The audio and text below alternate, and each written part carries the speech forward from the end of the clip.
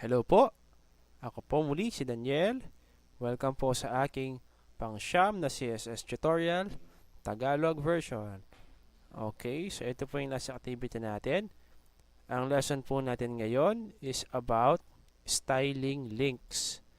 Okay, so alisin ko po muna ito. Okay.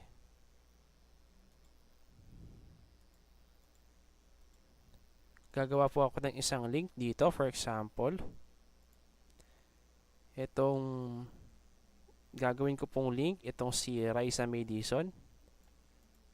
Okay, so ang gagawin ko is A href. Okay, kung natatandaan nyo po yung HTML tutorial natin, ganito po gumawa ng link. Okay, beer.html. Example lang po ito. Okay, tapos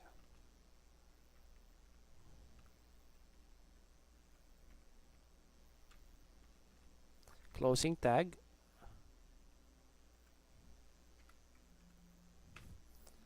Okay, so pag nag-save po ako, okay, tingnan natin yung result. So si Raisa Madison. So binalik ko na po sa dati yung style ng ating paragraph. Okay, so mapapansin nyo po, by default po, ang link ay meron pong underline at meron po siyang font na color blue by default. Okay, so lalagyan po natin ng style ang link. Okay, so punta po tayo sa CSS. Okay, so yung pong tag ng link is A. So ang gagawin natin, magdadagdag po tayo dito. Okay, A. Okay, maglalagay po tayo ng colon. Ito po yung default niya, A link. Okay, open and close curly bracket. So ang gagawin ko po,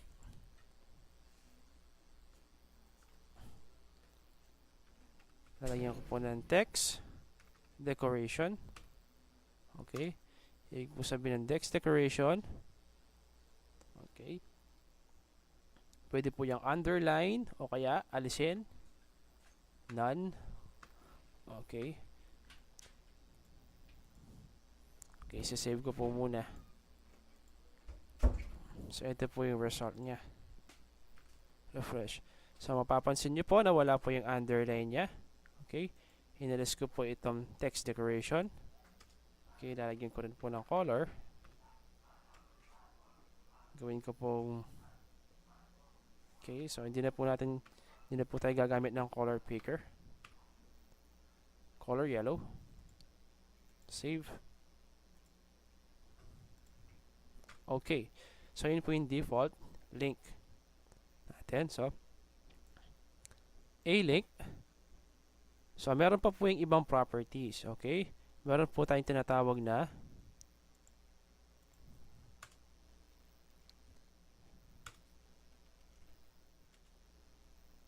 okay, so yung link po, meron po siyang 4 na properties. Okay, so A hover, A visited,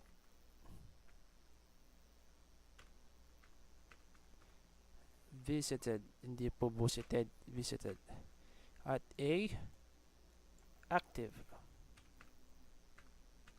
Okay, so dito po muna tayo kay A hover. Okay, ito po yung ating default link. A hover po, ibig po sabihin ng hover is kapag ang mouse pointer po natin is nakatutok po dun sa link. Okay, ano po yung magiging itsura ng link kapag nakatutok ang ating mouse pointer? For example, lagyan natin ito ng underline. Okay, color green. Okay, so isi-save ko po at tingnan natin yung result. Refresh. Okay? So, habang ino-hover ko po ito, mapapansin nyo, nag-iiba po yung appearance niya. Okay? So, ito po yung hover. So, yung link is, okay, link hover. Okay? So, naiintindihan po. So, balik po tayo. Punta na po tayo sa visited. Okay? Okay, ito po yung tinatawag nating visited. So, balik po tayo dito. Kapag click ko po ito, file not found dahil wala po tayong bare HTML. Okay, baback ko po. Okay, meron pong visited. Okay, ito po yung visited niya. Okay. So, balik to saan? Ito po. Text decoration 9, color yellow. So, gawin natin red. Okay. Dahil na-visit na siya, i-refresh ko po. Okay. So, ito po yung link. Pag-click ko. Okay. Back. Yung visited po is kailangan color, ano na po siya? Color red. Okay. Hindi po siya nag-work dito. Okay, save. Visited must be color red, hindi na po color yellow dapat. Okay, so click. Try again. Back. Okay, so i-fix po natin ito. Kailangan po tayong maglagay ng beer.html. So, ilalagay ko po yung beer.html dahil hindi po nabisita. Okay, pagkain na lang po, pagkain. Okay, so papalitan ko po. So, pagkain. Sorry po sa error. Hindi ko na po ulitin yung tutorial. Okay. So, refresh. Ayun. So, click ko siya. Ayun. So, kailangan po talaga na-visitan nyo yung page bago siya mag-iba ng kulay. Okay. Meron siyang visited. So, na-visit na po siya. Okay. Kaya, kahit refresh ko, dahil na-visit na siya, ganito pa rin yung kulay niya. So, for example, maglalagay ulit tayo ng href dito. Okay. Oh, saan naman? Pusong ba to?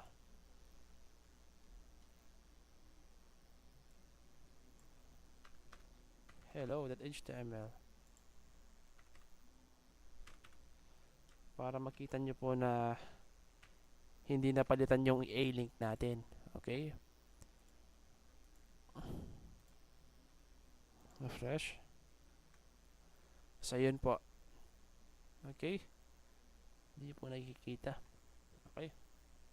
So, ito pong link na to, hindi pa po nabisita. Hindi pa siya visited, kaya yellow pa siya.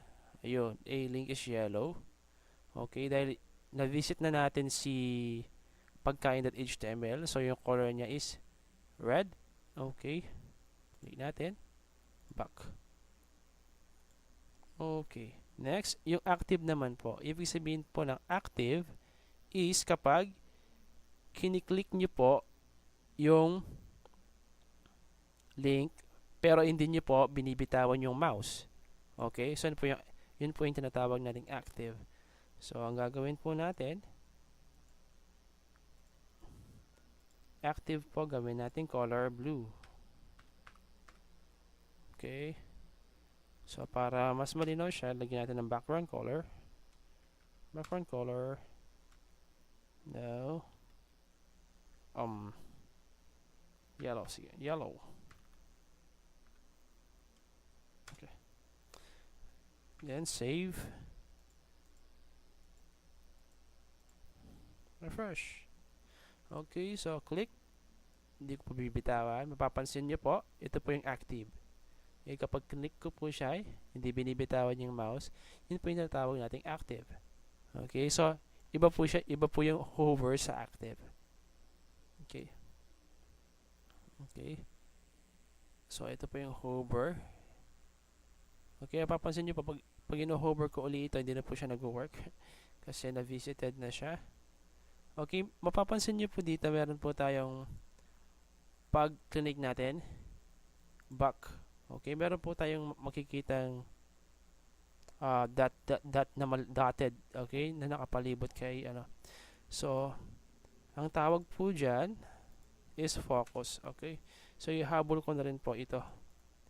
Kasi po itong focus, hindi po siya masyadong popular. Pero, ilalagay ko na po. Focus. Focus. Kapag naka-focus siya, so meron siyang text decoration 9. Color is black. Or white na lang. Okay, so background color is black.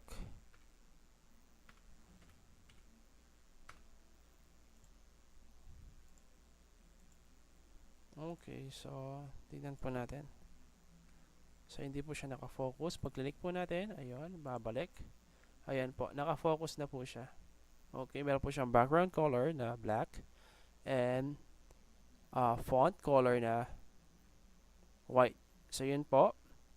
So yun po yung 5 properties ng link. Okay, link, anchor link, hover, visited, active, and focus. Okay, maraming salamat po sa panonood. Hanggang dito na lamang. Paalam!